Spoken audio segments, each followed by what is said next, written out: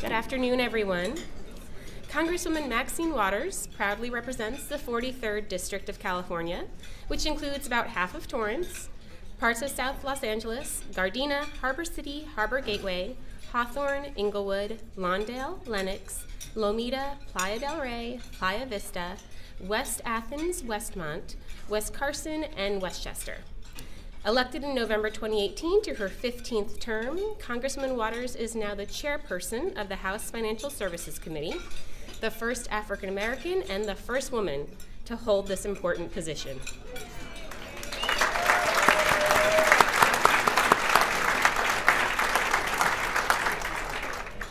She's also a member of the House Progressive Caucus, the Congressional Black Caucus, and she is the co-chair of the Alzheimer's Disease Task Force. She is easily one of the most recognized members of House leadership. It's my great honor to introduce Congresswoman Maxine Waters.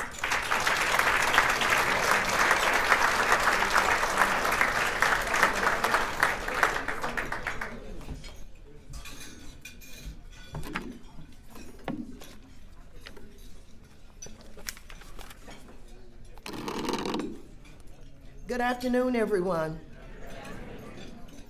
I am delighted to be here with you this afternoon. I'm especially honored to be asked, along with Ted Lieu, every year to come to give the State of the Region address. I think that it is extremely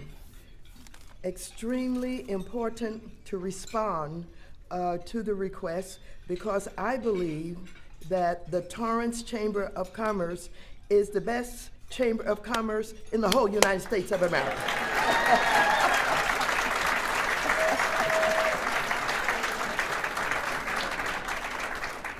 And so I want to thank Serena Josel of Kaiser Permanente for that introduction. And of course, always my thanks to the Torrance Area Chamber of Commerce. The Torrance Area Chamber of Commerce has done an incredible job. And I want you to know that Donna Duperon is the most active, the most involved, the most committed of anyone that I've ever seen serving as president and CEO of a Chamber of Commerce. She keeps this chamber busy. There is an activity going every week. So give Donna Duperon a big round of applause.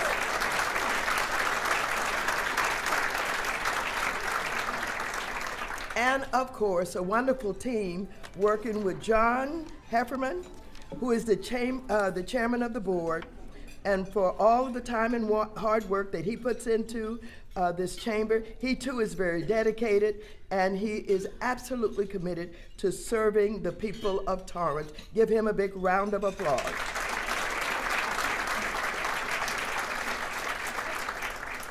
I'm delighted to be here with Ted Lieu.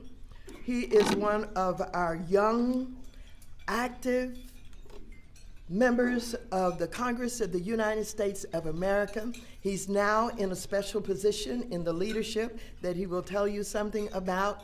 And of course, in addition to that, he is known as one of the most successful and accomplished tweeters in Washington, D.C.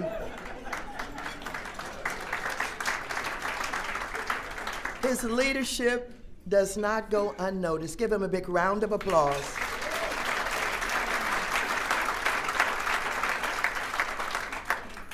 Ladies and gentlemen, normally when Ted and I come, we are trying to do everything that we can to identify what we're doing in Washington, D.C. and how it relates to the region.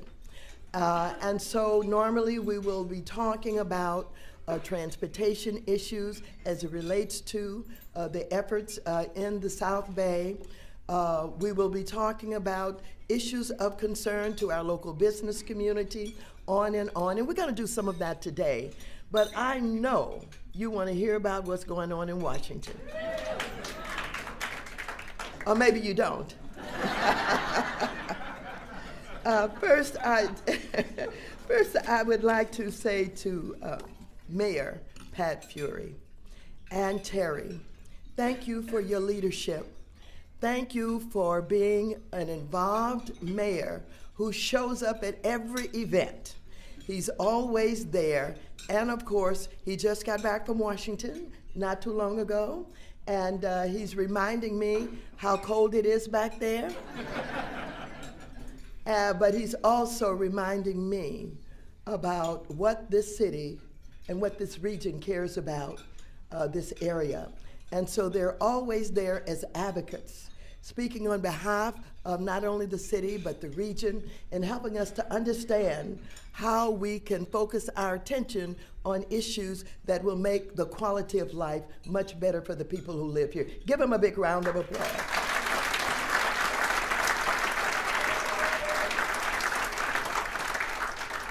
I want to let you know that I was elected by my colleagues to become the chair of the very important Financial Services Committee of the Congress of the United States. And I have served on that committee for 28 years. So I think I know something about it. And I'm very pleased and honored that I'm going to have an opportunity to have hearings and oversight and some investigations in that committee that have been ignored for far too long. I want you to know that I started out with my first hearing was on homelessness. Homelessness, as you know, is a real problem throughout this country. And no matter where you come from, what community you're in, there are people who are living in tents, under bridges, in your backyard sometimes, because they really don't have a place to live. And the most shameful thing about homelessness is that we have veterans and families with children who are homeless. And so this committee has HUD. We have HUD in that committee. That's one of the government agencies that we have the oversight responsibility for. But we have not had a hearing on homelessness or the problem of basically rentals and lack of the ability to be owners in this country, because the previous chair just did not think those issues were important. But I think they're very important, and so I have a huge bill that I'm going to reintroduce. I've introduced it twice, and it is a bill to end homelessness forever. I believe that my bill of $13 billion, $13.27 billion, can do that. Now, I want you to know there's been a lot of discussion about the definition of homelessness. And we have homeless advocates who fight each other about how it should be defined. We're going to get rid of that fight. We're going to come together, and we're going to make sure that we have a definition that's fitting and that will serve the people of this country. There's no reason why we should have 500,000 people out on the streets every night. And in our area alone, in the greater Los Angeles area, about 50,000 on the street every night. And so this is something that I'm going to pay an awful lot of attention to. I want you to know that, you know as well as anybody that there's division in Washington, D.C., and that the parties don't work too well together. And of course, we have a lot of the pundits and people from the media who have been predicting what I'm going to do and how I'm going to run the committee. And they said that I was going to be very tough on some people on Wall Street. They said that I was going to do a lot of investigation of this administration. But I want you to know that the ranking member on this committee is a young man that I have gotten to know, and we are working together, and we have 3 bills that are going to be co-sponsored, Democrats and Republicans working together, and those bills will be 3 bills that are very important. The National Flood Insurance Bill. I just heard there was flooding in California, and it has to be reauthorized, and so we're going to work on that. And then we have something called TRIA, and TRIA is basically a program that supports insurance companies when you have disasters and you have catastrophic occurrences where the insurance companies could not have anticipated that in the premiums that they were charging. And so when you have huge venues and hospitals and things that certainly the premiums would not cover the cost of if they have to be redone, if they have to be reconstructed. And so we have a program that will provide support to make sure that these huge and important venues that service all of the people will be reconstructed, will be renovated, will be put back in service. So that's two of those bills that we're working on. And of course, Donna knows about the Export-Import Bank.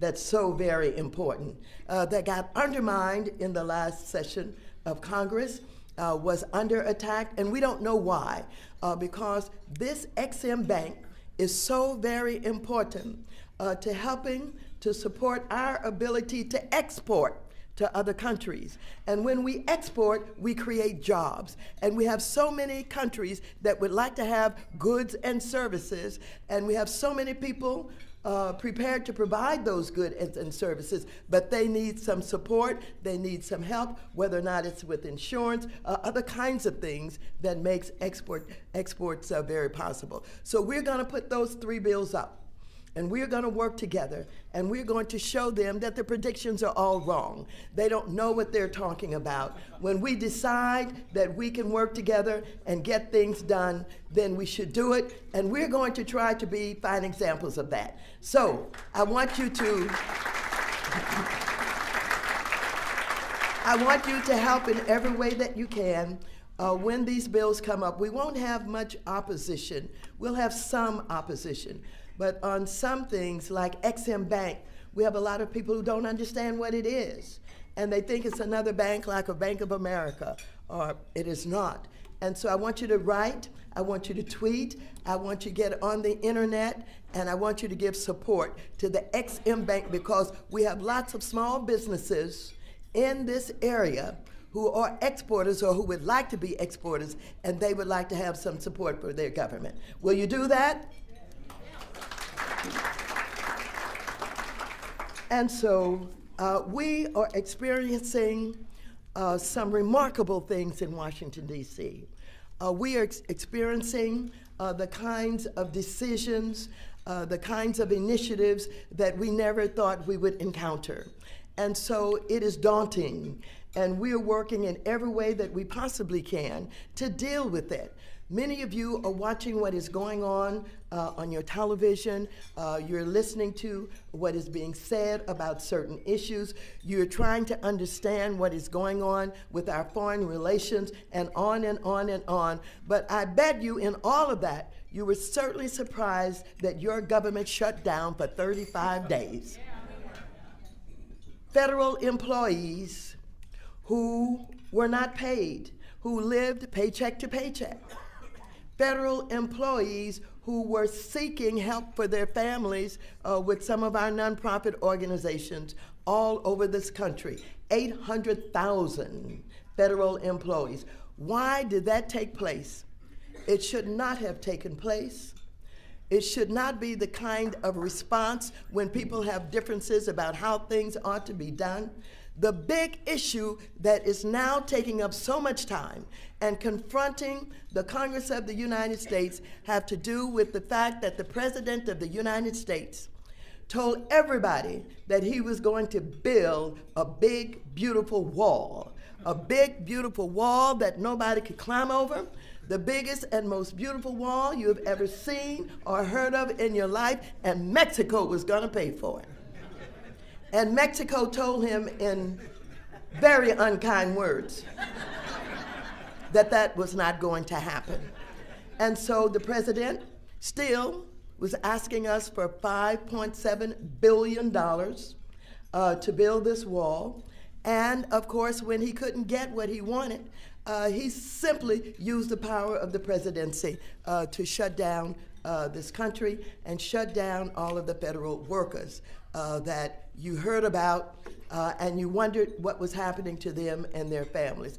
We finally got to the place where our new speaker basically said to him he could not come to the Congress of the United States and give the State of the Union. And so he wanted that platform so bad until he backed down, and he got there, and when he got there, he was greeted by a lot of women in white. And the women in white were the new elected women, and many of the women who have been serving in Congress for so long, who have been wanting to get at some of the issues about family and education and health care and child care, and many of these issues that certainly had been abandoned or forgotten. And so he came and he gave his speech, and the women and Nancy Pelosi gave her clap. And everybody wanted to know, how did she think of that clap? She said, I didn't think of it, it just came, and I just did it. And so after that, it was on to getting both sides together with an agreement that they would try and work out the differences and see what they could do to get beyond this situation about the wall. And so they did get together. It was very tough. And they put together a conference committee, and they came out with some very limited funding for, I think, about $1.375 billion for the wall or for the barrier or for whatever it was called. And they put some other money into the effort, talking about how you use new technology and how you use the drones and other kinds of things to deal with securing the border, because everybody wants border security. And, you know, even though sometimes our president talks about he's the only one that cares about security for this country, that is certainly questionable. Because he is absolutely friends with one of the worst enemies of this country, and that is Putin in Russia and the Kremlin. And he said he's in love with Kim Jong-un over in North Korea. And he said, despite the fact that our intelligence committees, our intelligence leaders in the government said to him that Kim Jong-un was still dangerous, and that he still was desirous of deploying missiles at any time. And the president answered by saying to our intelligence leaders that he didn't believe that was true because Putin told him so. And so we have real concerns. I'm not only concerned about the divisions that are being created in our country, I'm concerned about what is being thought of us in foreign countries.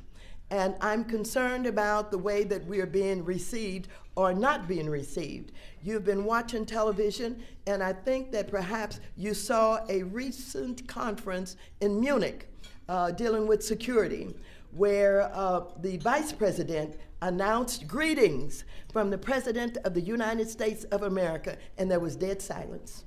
No response. That has never happened to us in the United States of America. And so while I may not be talking a lot today about some of the issues I normally talk about with transportation and about what the efforts are of the small business community in developing, et cetera, I want us all to be concerned about our country, about our democracy, about respect for our Constitution. It is because when we understand the importance of the democracy, and when we are dedicated to the proposition that the Constitution means something, we won't have the kind of division that we're seeing now. And it's very important for all of us to stand up for support of the Constitution and our democracy. Now, having said all of that, let me just say that in my committee, I am concerned about everything from predatory lending.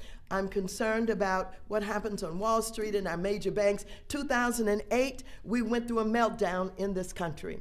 It was a recession, almost a depression. It was because of the exotic products that had been put on the market by too many of our big banks, by Wall Street. And so we created something called Dodd-Frank reforms. And the centerpiece of those reforms is the Consumer Financial Protection Bureau, which we have to work very hard to protect. There's been all kinds of efforts to undermine it, but under my leadership in that committee, I am going to be concerned about the quality of life for all of the citizens of this country, not just the 1%. The 1% will always be taken care of. Wall Street takes care of itself. But we've got to be concerned about Main Street, and that's what I am concerned about. And I will use this committee to make sure that we pay attention to the needs of our people. And so I'm going to be working, as I said, on homelessness. I'm going to be working on housing and the ability for those who really desire to have a housing to be treated fairly by our banks and our financial institutions. And as you know, since I'm Auntie Maxine, I've got to care about our millennials. I want our millennials to be able to buy a house, to buy a home if they want it. And many of them are not happy with our economy. And so I'm going to be working to make sure that the banks come up with some products that will service them. As a matter of fact, as the CEOs have come in to basically try to find out what I'm thinking, I send them back with mission. The mission is, I want you to have a product for the millennials so that they can buy a home. And of course, I want you to not overrun my committee with efforts that you don't really need. Oftentimes, we get lobbyists and bills from some of our big banks and financial institutions because they're trying to show their investors that they're really looking out for them and that they're going to make sure that they get rid of all the regulations and they're going to make sure that they're able to make more money with new exotic products, et cetera, et cetera. Well, that's over. That's not going to happen in this committee. We are going to make sure that we look out for the interests of all of the people. And so when you see these discussions going on, don't walk away or turn your head because they speak in language that they think you don't understand. What they will be talking about is they'll talk about derivatives. They'll talk about the Volcker rule. They'll talk about mirror trading. Listen, I'm going to break all that down so that people understand exactly what it is because I think this language is developed to keep you from knowing what they're doing. And so we're going to run this committee in a very different way, and I hope that it's going to be in a manner that will allow people to use their God-given talent and their earnings to have a good quality of life. Just one more thing I'd like to mention before I exit, because I know that you only have so much time. The credit bureaus. I'm paying attention to the credit bureaus, and I'm having them come in. Equifax has been in, and I want to know what they're doing about cybersecurity. If they don't know, they should talk to Ted Lieu. He's an expert on cybersecurity. And so we can't have all of our personal information hacked and people using that information and they not come up with the systems to protect it. So we're talking with all of the credit bureaus about that. But more than that, we're talking to the credit bureaus about the fact that they're a monopoly and they basically control our lives. And we have not been happy with the fact that when something goes wrong, when their information is not correct, when they get the names mixed up and you try to straighten it out, you're on your own. You're on your own, and oftentimes it will take a year or two. When you want to freeze your credit because your credit has been stolen from you, it takes a long time, and we want them to be a part of now supporting all of the consumers so that they have this absolutely control of all of our private information, and they should be more careful in the way that they handle it, and they should be more respectful of the consumers. And I've said to them, I have another challenge for you, and that challenge is this. You get all of our personal information, you determine, and that information determines whether or not we are credit worthy. But in addition to that, you sell that information and you make money on that information. You're making billions of dollars.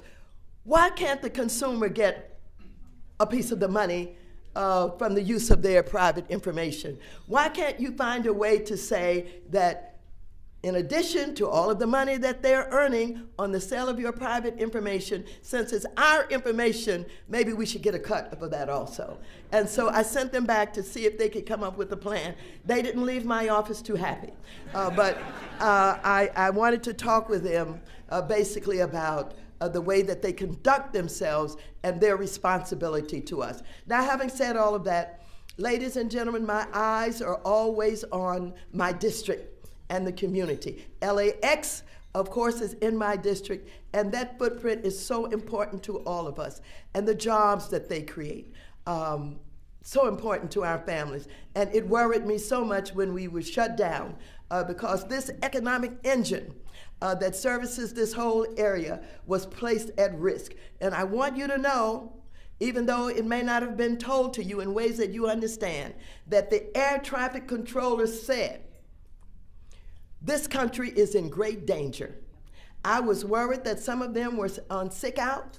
I was worried that some of them were overworked, long hours. You cannot work air traffic controllers for long hours. When they get weary and they're tired, they can be very dangerous in doing their job. But they sent a message to us, please get it all straightened out and open back up because something bad is going to happen if you don't take care of it. And of course, in addition to me thinking about all of the airports in the country, I certainly was thinking about LAX. I certainly was thinking about our community and what that would mean if somehow those airlines were not available to us to provide the kind of services that they normally provide.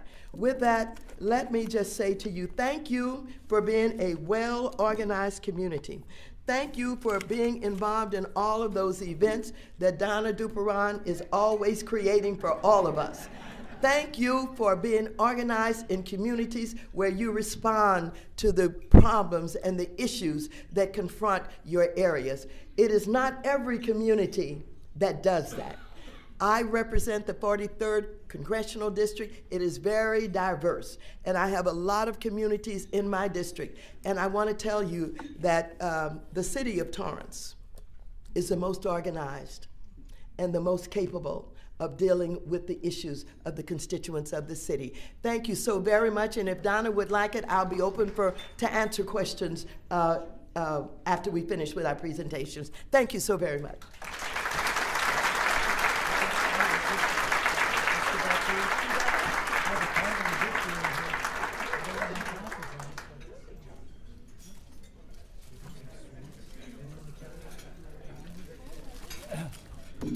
Congresswoman, on behalf of the Torrance Area Chamber Board of Directors, we have a thank you gift here for you, some sweets from Kirk's very own Torrance Bakery.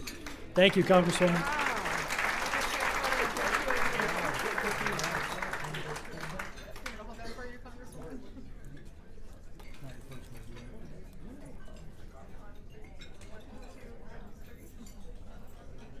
Thank you very much.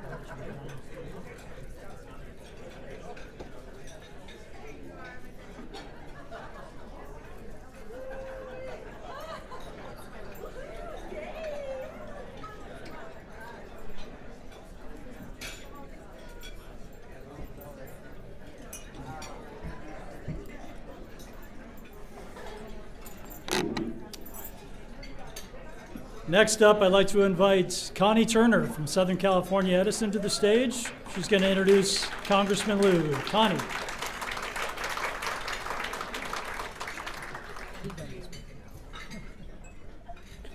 We tease each other because we have compatible roles in 2 different utilities, so we get to meet each other quite frequently. I'd like to welcome Congressman Ted Lieu, 33rd Congressional District, United States House of Representatives. It's a great honor to be able to introduce him as a co-partner to the Congresswoman Maxine Waters. I've known her for many years, so she is quite a pistol up there in Washington. Ted is serving in his 3rd term in Congress and currently sits on the House Judiciary Committee and the House Foreign Affairs Committee. He was also elected by his Democratic colleagues to serve as a co-chair of the Democratic Party and Communications Committee. And he's only one of 4 computer science majors currently serving in the Congress. So he does know a little bit about computers and cybersecurity. Without taking up too much of his speaking time, because we definitely want to know what he's involved in Washington, I'd just like to say thank you to Ted's wife, Betty. She's a water commissioner and a former California Deputy Attorney General. And they live, as you know, right here in Torrance with their 2 sons, Brennan and Austin. With that being said, let's bring up the congressman.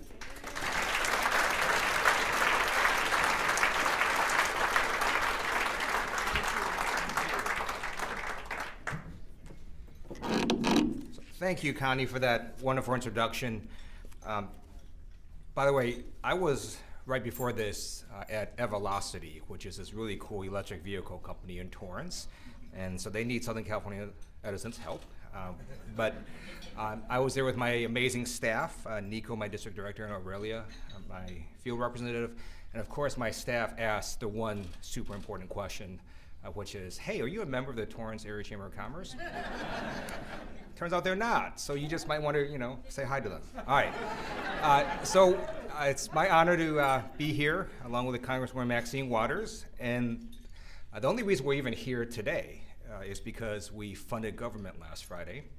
So sometimes we set out low expectations of American